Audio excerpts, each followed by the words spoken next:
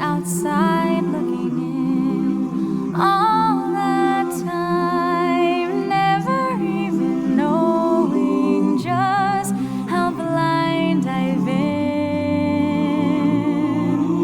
Now I'm here, she's blinking in the starlight. Now I'm here, suddenly I see she's standing here.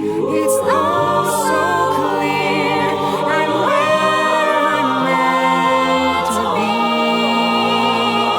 and at last I see the light. And it's like the fog has lifted, And at last I see the light.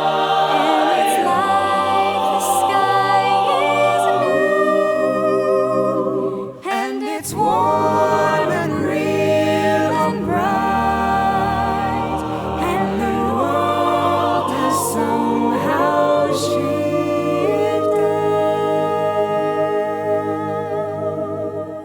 All at once, everything is different now that I see you.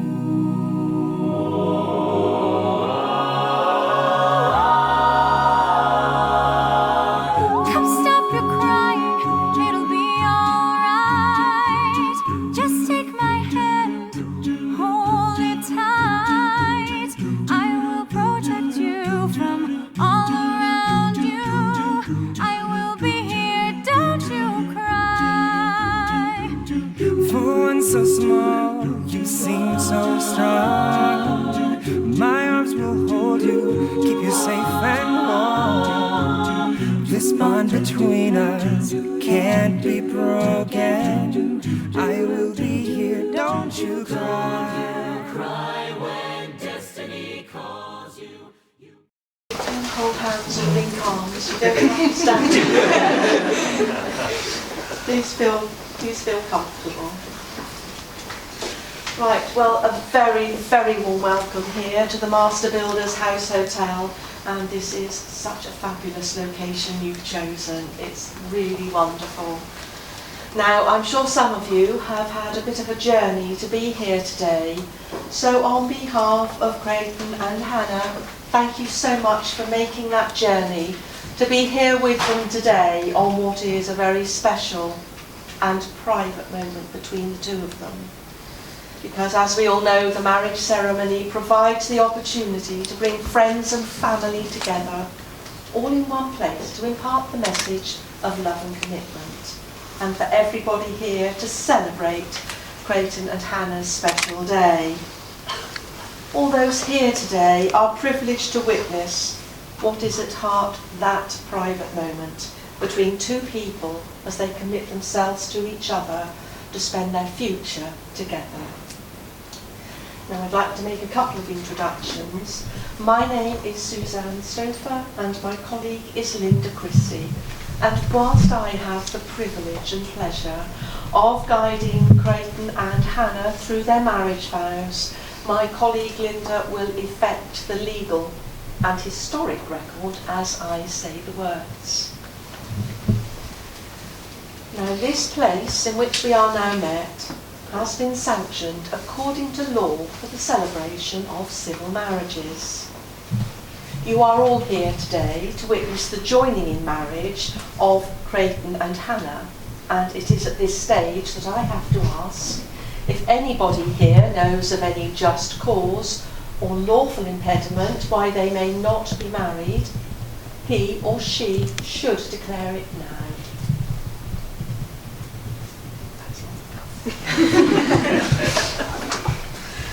Before we begin the ceremony, I am required to ask you your full names. So, Creighton, could I have your full name, please? Creighton Dale Olson. you. And Hannah, your full name? Hannah Mary Eastman. Thank you.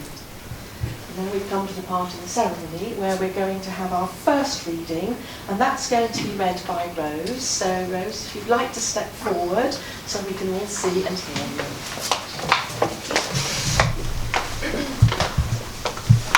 Whenever I get gloomy with the state of the world, I think about the arrivals gate at Heathrow Airport.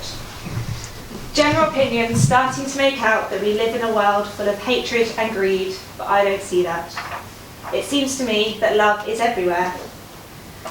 Often it's not particularly dignified or newsworthy, but it's always there. Fathers and sons, mothers and daughters, husbands and wives, boyfriends, girlfriends, old friends. If you look for it, I've got a sneaky feeling you'll find that love actually is all around. Thank you. Before you are joined in matrimony, it is my duty to remind you of the solemn and binding character of the vows you are about to make. Marriage in this country means the voluntary union of two people entered into for life to the exclusion of all others. Further, it is a solemn union to provide the love, friendship, help and support that each should have for each other, both in times of joy and in times of sorrow. It is not to be entered into lightly, and I'm sure neither of you will ever lightly set it aside. Marriage is not only a legal contract between you both, but it now marks the start of an important new phase in your lives together. I'm going to ask each of you to declare that there is no legal reason. Did you have something? No, okay, thank you.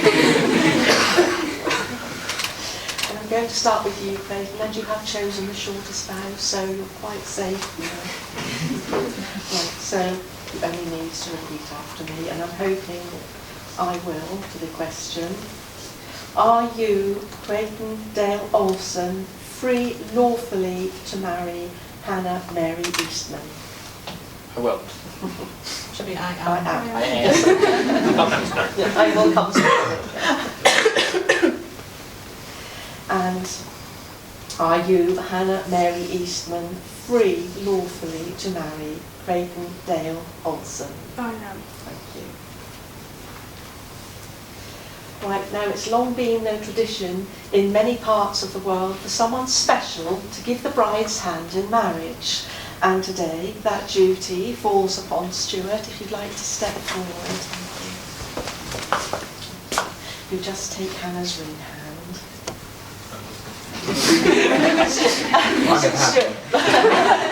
Stuart, you have walked Hannah here today to stand beside Creighton. Are you bringing Hannah happily into the love and care of Creighton? I am. You have supported your daughter with love and guidance as you stand beside her here today. And as you pass her hand across to Creighton, you won't pass her. You are acknowledging your love for her as you pass her hand across, and I'm sure both giving them both your best wishes and welcoming Creighton into the family. Thank you, sir. I'm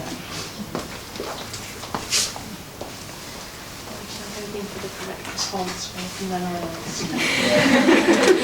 Creighton, will you take Hannah to be your chosen wife? Will you love her, comfort her, and remain true to her for the rest of your lives? I will. Thank you. And Hannah, do you take Creighton to be your chosen husband? Will you love him, comfort him, and remain true to him for the rest of your lives? I will. Right, you have made promises and both declared you are free to marry. I'm now going to ask each of you to enter into the contract of marriage where you verbally agree to become husband and wife. And I'm going to ask you to slightly face each other and join hands. And I ask you to do this because you are about to make a verbal contract to each other. So I'm going to start with you, Creighton, and you only need to repeat after me. I, Creighton Dale Olsen, I, Creighton Dale Olsen, take you, Hannah Mary Eastman, take you, Hannah Mary Eastman, to be my wedded wife. to be my wedded wife. And Hannah, it's your turn. I, Hannah Mary Eastman, I, Hannah Mary Eastman, take you, Creighton Dale Olsen, take you, Creighton Dale Olsen, to be my wedded husband. to be my wedded husband. Well done. The words that you have both just spoken have united you as a married couple. It is a partnership in which each of you can now grow. It is a statement to all those around you of what the two of you already know, that you have both found such love, friendship and support, and you wish to share your lives together.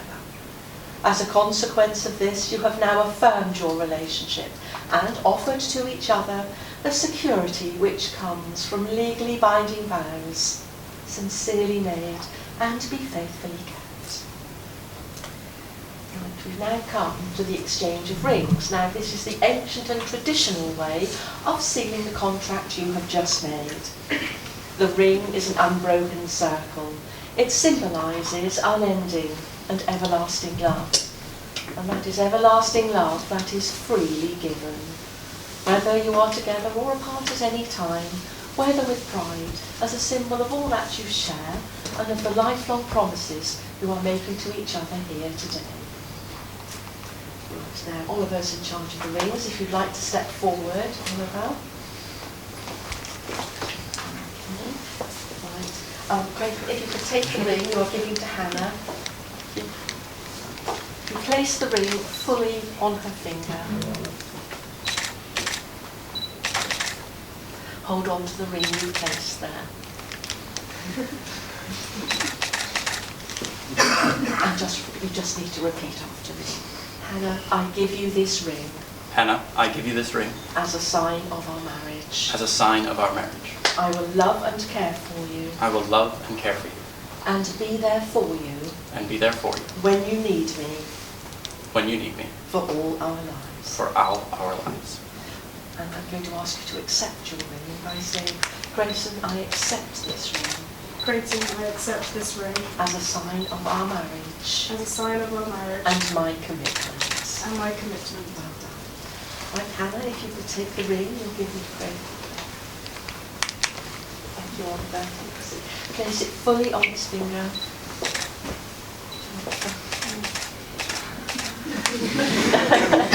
Okay.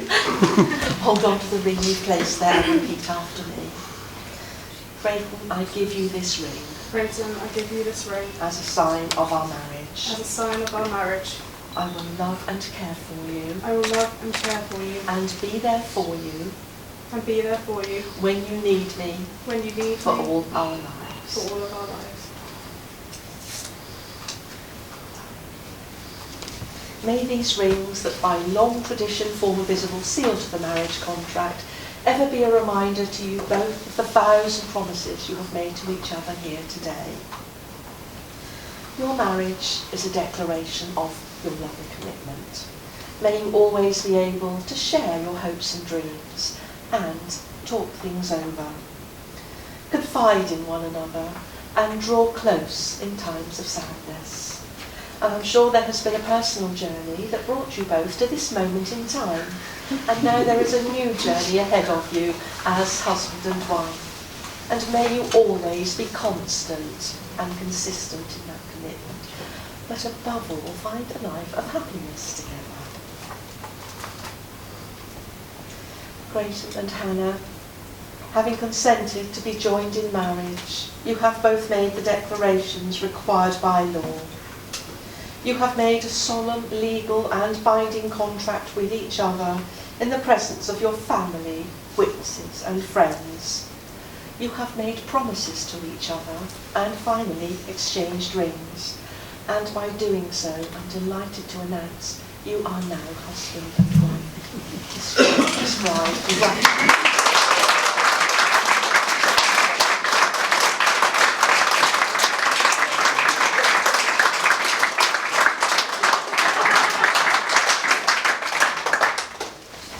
Creighton, today you can say, this is my wife. And Hannah, today you can say, this is my husband. congratulations to you both. I'm now going to hand you over to Linda, and she will look after you. Trinity. In the infinite, the inexhaustible is requisite. Love participates of the soul itself. It is of the same nature. Like it, it is the divine spark. Like it, it is incorruptible, indivisible, imperishable. It is a point of fire that exists within us, which is immortal and infinite, which nothing can confine, and which nothing can extinguish. We feel it burning even to the very marrow of our bones, and we see it beaming to the very depths of heaven. You look at a star for two reasons: because it is luminous and because it is impenetrable. You have beside you a sweeter radiance and a greater mystery, woman. All of us, whoever we may be, have our respirable beings. We lack air and we stifle, then we die. To die for lack of love is horrible. Suffocation of the soul. When love has fused and mingled two beings in a sacred and angelic unity, the secret of life has been discovered so far as they are concerned. They are no longer anything more than the two boundaries of the same destiny. They are no longer anything but the two wings of the same spirit. Love, soar.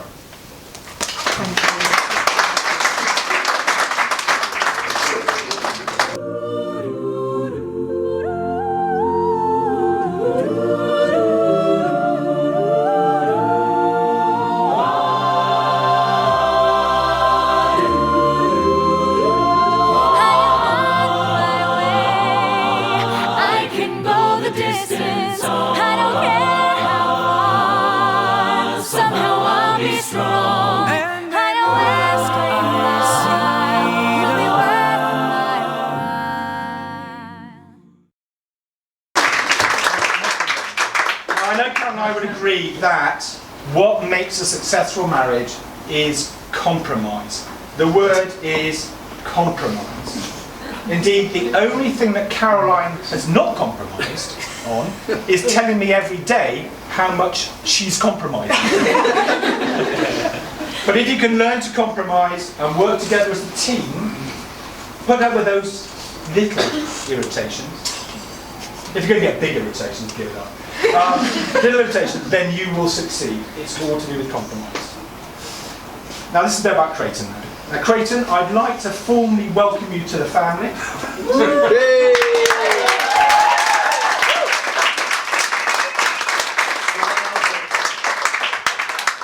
I'm just sorry that more of your family couldn't have been here today.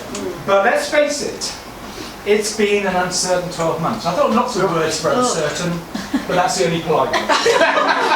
It's been an uncertain 12 months and planning has been difficult. And actually Matt said to me last night, he said, do you know, I was going to be coming here in January. It's March now.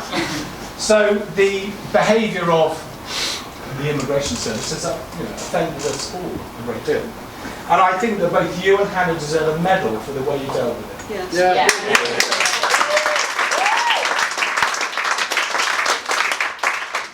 And the other thing I want to say to you, I wanted to thank you for the support you gave Hannah when she was in America. And Hannah will freely admit that it wasn't a bed of roses in Iowa.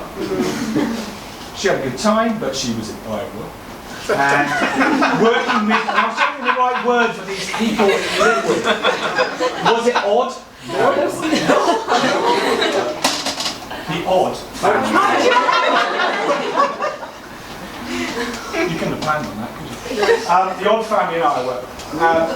But Creighton was there to support her, and for Caroline and I,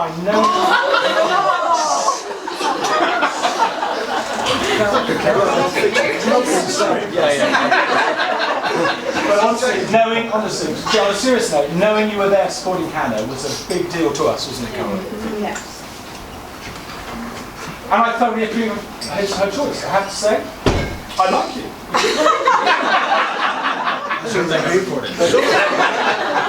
And I hope you enjoy living in the UK, and I think you will, and I'm confident you will, because I think you are a Brit at heart. Yes, got an American accent. I'm getting near the end now, you'll be pleased to know. Before I talk about Hannah, I just want to remember those people who aren't here today, and this is why I get weepy. So, you've got Anne's partner, Bert, unfortunately has been unwell. He's on the mend, he's not well enough to be here today. And then there's the other people who can't be here, because they can't be here. And I guess I'm thinking about my parents, Kay and Frank. Yes. I'm thinking about my uncle and aunt, Janet and Ted. And if we go back another generation, people who Hannah knew but aren't here, we've got Grandma, and we've got Grandad, as you know, and we've got Nana. Yeah. My name for her, she was Nana. And a couple of thanks to my sister Jenny, wherever she is, she's in here now. She keeps disappearing. I think I go Creighton, we thank you as well, but I want to thank Jenny, fantastic job. Chip off the old block. Absolutely. But she'll be proud of you. Yeah.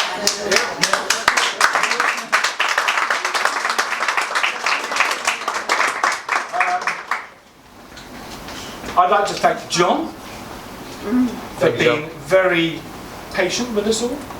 Good job, well done, mate. And also a big thank you actually to the hotel, because they have been extremely understanding, because this whole thing was meant to have been in January, wasn't, and the hotel have been fantastic. And really helped us, and I think they understood what dilemma we were in. And now the big bit, Hannah. Hannah, yes.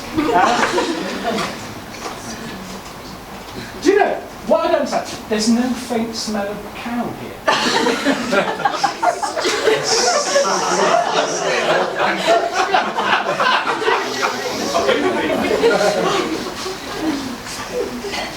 You do admit that. Yeah. Anyway, I promise I will not embarrass you, and I just did. And of course I will not embarrass you. And I've had to think long and hard about what makes you you. And it could be your tendency to righteous indignation, which we all know and love, but it's not really you. Inherited. I think it's there's a couple of things. Your spirit of adventure. You packed around Czech Republic with a couple of guys over there. Where have they gone? Over there. A long time ago now. You went off to the USA to do farming, get farming experience. Of course, you met Creighton. And then, of course, you went to university in that other wild and foreign land called Scotland. And we'll agree that's a real courage. But I think your greatest aptitude is your communication skills. And I've always admired your ability to talk to anybody, anywhere. It's a real skill. And it's something I wish I possessed when I went to university. And in fact, I spoke to Oliver. Where is Oliver? We were talking about this last night. And you know, him like me, you go to university, it's very difficult, but you have this skill. And some people don't even get it when they're in later life. They don't learn this skill to communicate. But how do you ever become farmer? We never saw that coming, did we, Caroline? And you didn't see it coming either, did you? No. It's something you clearly enjoy despite the long hours. And you love cows. You eat them, but you love them. And Caroline and I marvel at the way she's so comfortable and confident around the cows, isn't she? Those big beasts, and you just, you know, you're not that big, and you push them around, it's just great. And we're really proud of you. And we know you know, what you've achieved so far, you're so confident, and you're going to achieve lots more in the future. And of course, I want to say that to you, and you brought it to tears. And you're a lucky man. And don't forget, it's hard for a father to give away a daughter. But hey, I've got another one.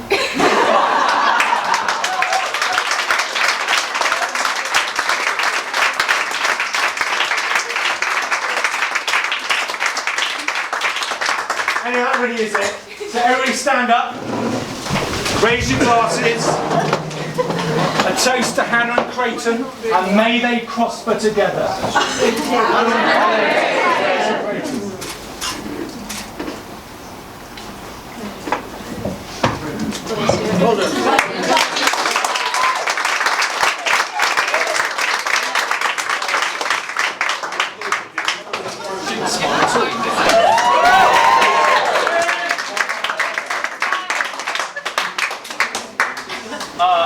start by saying this is really unfair to me. In the States, the groom does not have to do anything on his wedding day except show up. And so making me give a speech is I think, an infringement of my culture. So just to start, you should all feel really bad. I did, in fact, want to start by extending a heartfelt thank you on behalf of, I think, both Hannah and myself. Those of you who have done a wedding before or have been part of one know that it does not happen easily or by one person. If I was in charge of this wedding, we would all be in my living room, probably eating Big Macs. Play Mario Kart! So, first of all, thank you to Stuart and Caroline, who I don't think I have to say.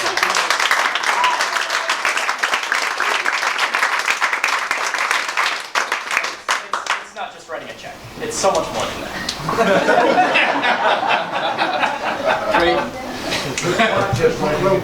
Thanks also to, special thanks to our friends Scott and Lauren, who recently celebrated their first wedding anniversary and have done our stag do and our hen do and everything. Yeah.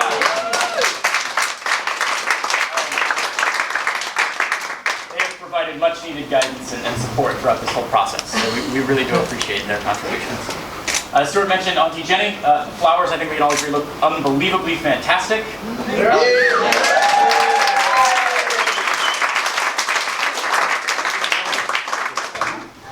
I gotta check. I didn't memorize this quite well because, again, I didn't know that I'd be forced to do it. So, a lot of people, as Stuart mentioned, came from a long ways away. There are 4 of us here with American accents. If you get a chance, go out of your way to say hello to my sisters. Say hello to my sister Scarlett, my cousin Maddie, and one of my good friends, Matthew Adrian.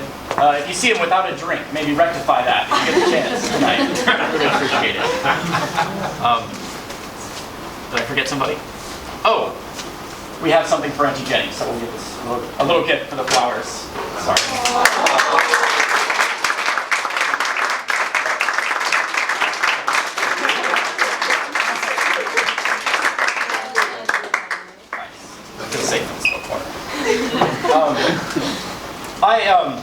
I really, really love jam, actually.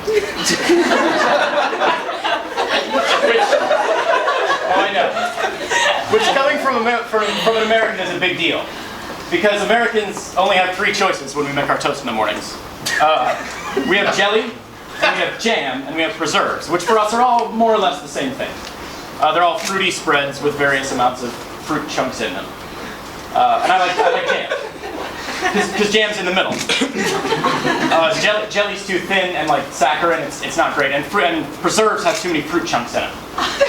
So for the last couple decades of my life, some small part of me has defined itself by the fact that I like jam on my toast. And just like we all have our favorite brands of socks or our cleaning product scents, I strongly define myself by the fact that I like jam on my toast. But I've made some big changes this year.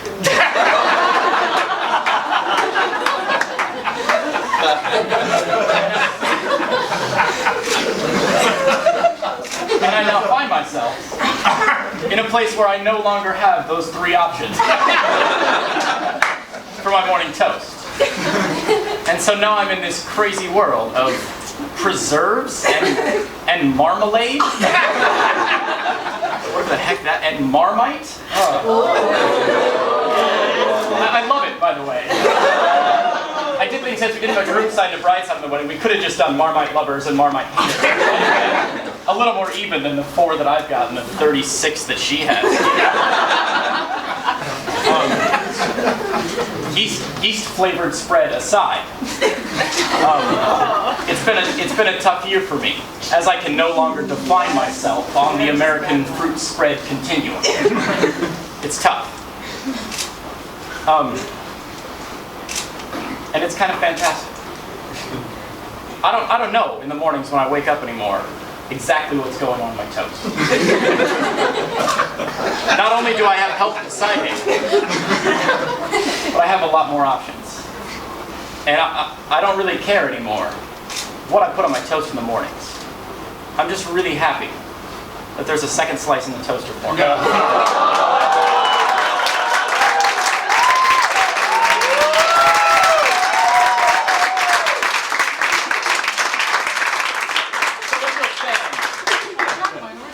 partner in toast.